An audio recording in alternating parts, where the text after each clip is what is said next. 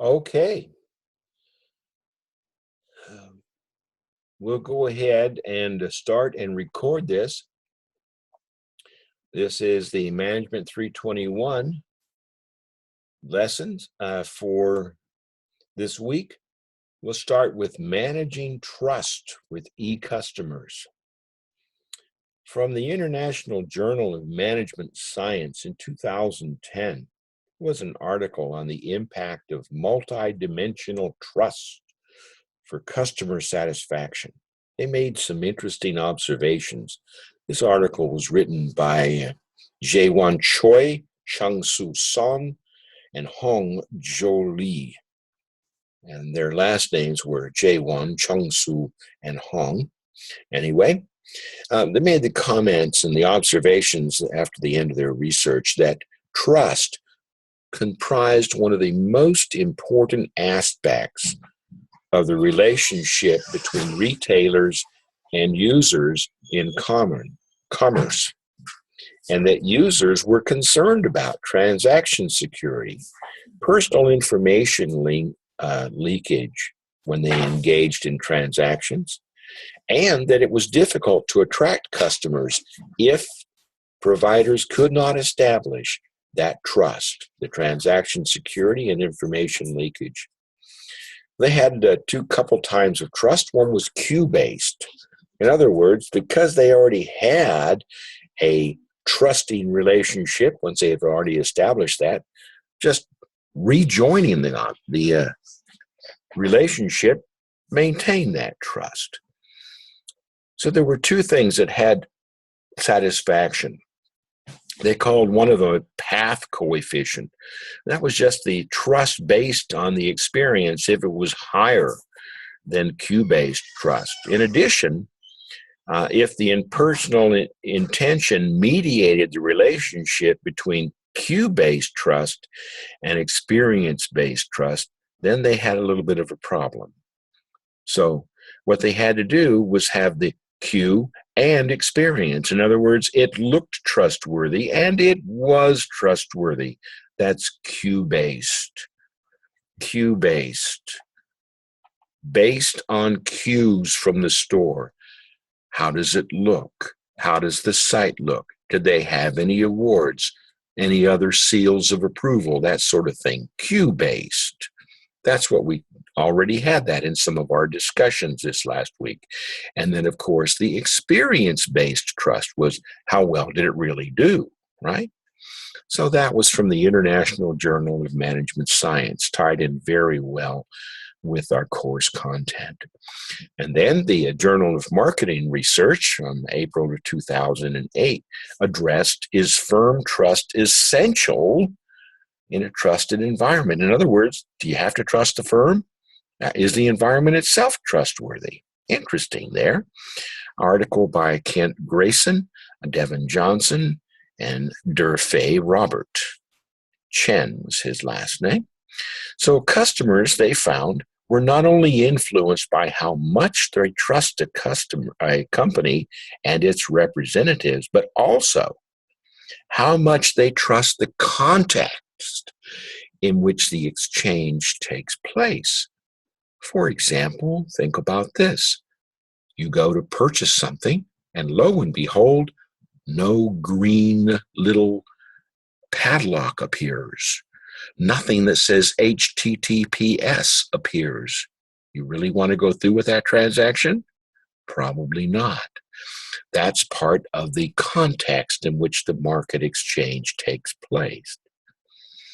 Now, although the trust in the firm itself is not always critical, customers that have a high trust in the context might continue with the process and might purchase something anyway.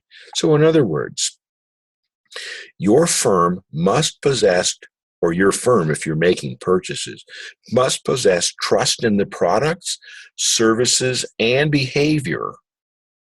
You must have that trust. Otherwise, the customers will not even consider buying from it. And MIS helps develop that trust. How? by assessing performance and by assessing customer satisfaction, because the customer's not satisfied with their relationship. They're not satisfied with their purchasing. They're not satisfied with the results. Are they going to trust you? No, they are not going to trust you. Also, this is from January 2002 Service Industries Journal by Suna La and Bijamun Choi, and they made this comment.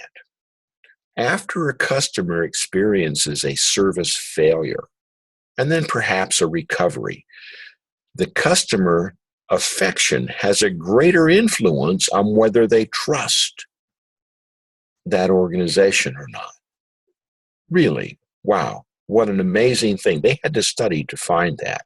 But what they determined was that rebuilding loyalty after a failure in service and the firm's recovery relies on what? On the recovery of the trust. And that the primary determinant of trust is, guess what? Customer satisfaction.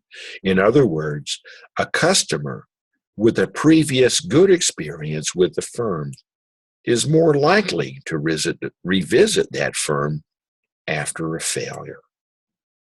So that was e-commerce, e-customers, and trust. We have a little bit of time here. We can talk some about, well, this is actually better performed on a live display. I'm not sure if I can get to that, but I'll try. Here's one on parallel processing. See if we can get to that. Bear with me here for a minute. And while we're getting to that point, if we can, what you think about parallel processing and supercomputing. So this was in an IEEE paper by a fellow. He was a fellow of the IEEE. It was an invited paper from K. Huang. So his last name was Kai. So what he's talked about is that parallel processing is a hot field of research. And you go, really? Why? Think. Most of your processors nowadays, most of your computers, you have a computer, has parallel processing. Really? Yes. It has what? A dual quad core, blah, blah, blah. That dual and that quad core means that it's actually running 4 different processors at the same time. That's what the deal is on parallel processing. And put enough of those parallel processors together, and you have advanced parallel processing and actual supercomputing. Okay? So it's not just how much you can get into the computer, it's how the computer handles that. Well, let's see, we have another discussion here. This is on maybe some parallel processing. The noise may break up a little bit here. Hold on.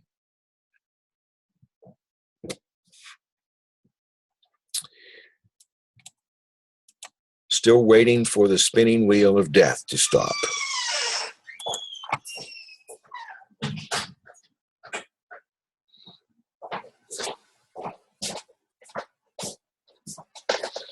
Okay, so what is serial computing? If you think about serial computing, let's see if I can share some of this as we get through this. I'm going to try a screen share here. All right, right there. So let's look at what the heck does parallel processing mean? So here you go, parallel computing. So serial computing is what we have here. Problem goes in. Here's the instruction set. 1, 2, 3, 4 into the processor, right? Example, do the payroll thing. You're going to do this step and this step and this step and this step and this step, right? 1, 2, 3. That's ordinary serial computing. But parallel computing, aha, same problem. Take these and rearrange them and run them at the same time. Guess what we have? We have a parallel path. And on our dual quad core, whatever, blah, blah, blah, right? We're running it through two different processors. So guess what happens? One processor, 16 steps, two processors, 8 steps apiece. Magically, we're now running about twice as fast. That's what we do. Okay, so there's the parallel processing. Twice as fast, two processors. Not two processors, this bunch is running through here and then something else is, no. It splits the problems. See it? Split the problem. Split the instructions. Split the processing. That's parallel processing. Now,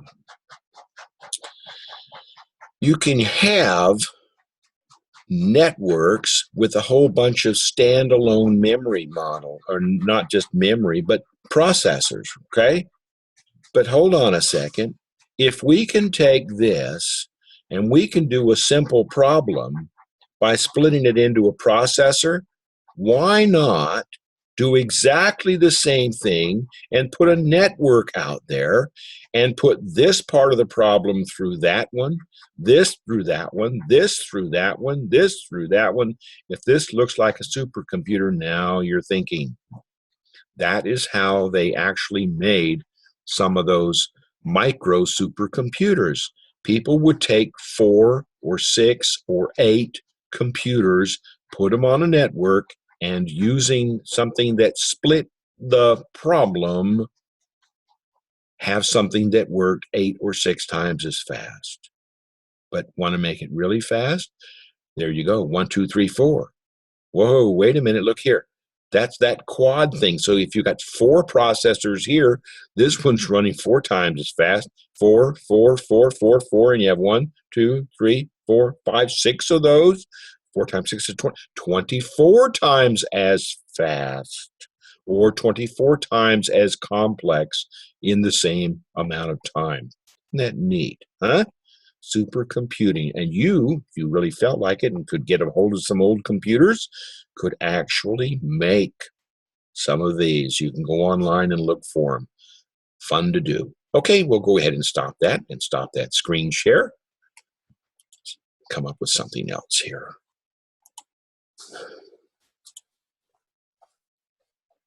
This was an interesting one. We talked about artificial intelligence, and if you'll remember, pardon me, there was something in the Stair and Reynolds text that made the comment that artificial intelligences were not really intelligence, and the only way to test, well, guess what? There was this thing called the Turing test. And the Turing test was a test that allowed people to be able to question an entity, whether it was a computer or a person, ask questions of that person.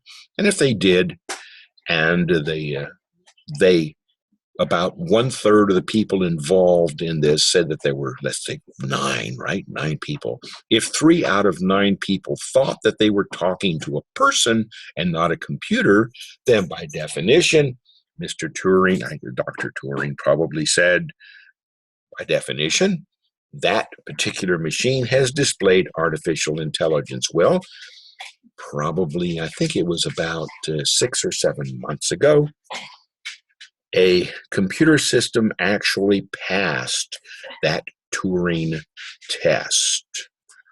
Actually passed it. But they cheated a little bit. They specified that the person, quote, person that the panel of judges talked to was a foreigner, and it was supposedly a 11 or 12, maybe 13-year-old person, 13-year-old boy, I think they said. And as a result, the judges made all kinds of assumptions on the knowledge base of that particular person that they were talking with. And they figured, well, I guess they're really not that smart. And so they accepted him as a real person. However, this is going to be better. We have a couple more minutes. Let me see if I can bring this up. There's a thing that IBM uses called Watson. IBM uses it, Watson. It is actually a artificial intelligence personal advisor. It's used by companies for making decisions. We talked about decision support systems. Watson provides decision support systems. It's just like having a personal, very, very smart person answering your questions, and it's not a person. It's a software thing called Watson. So hold on a second. We'll see if we can get that and share that. So stand by while the internet drops in and out for just a minute. They're spinning merrily away. Okay, I'm going to see if I can share this. I'm not sure what you'll get, but let's take just a minute. All right, so here we go.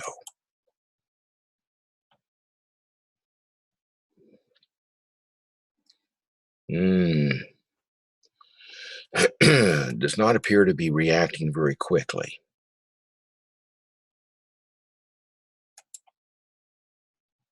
How about this? Nope. Dadgummit. Well, sometimes the internet's slower than I am.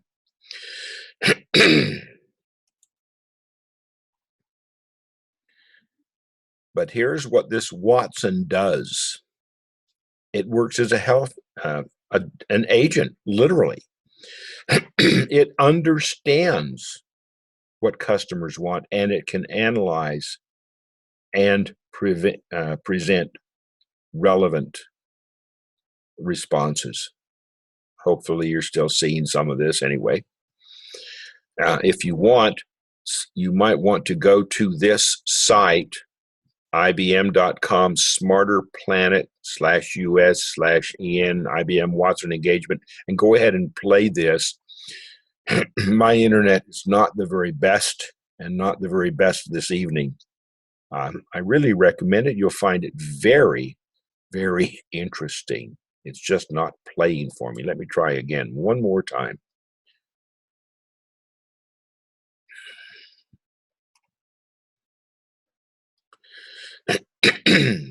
Let's see.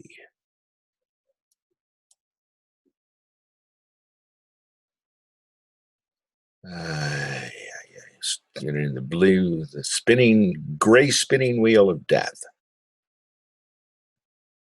Oh, here we go. Maybe. Life-changing? Leading? Assistive? Evolving? Future? Complicated? Fast? Wow. Amazement? Powerful.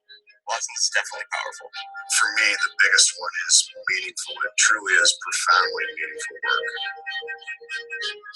One of the first times I really got to see where this was going was we had some of our representatives from Memorial Sun Kettering get up, and they really talked about just how promising they thought this would be.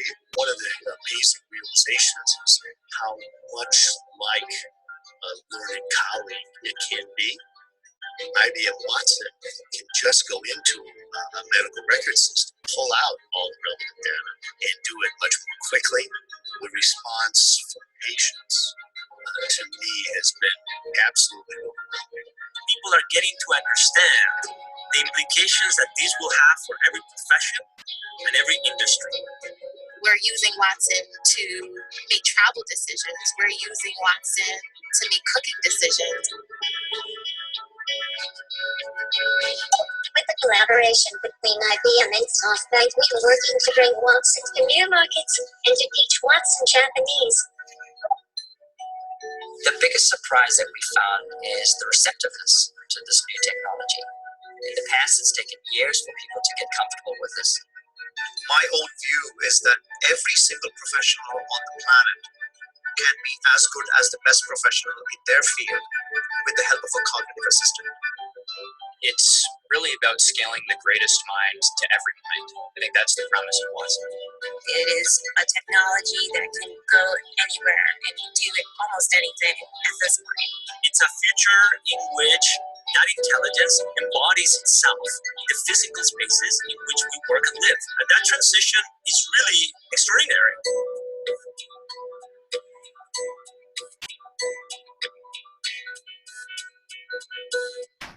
And there you have it. Hopefully you were able to see that. So thank you, and good luck. Enjoy your week. Looking forward to next week's presentation. I hope everyone can come to that. See you later.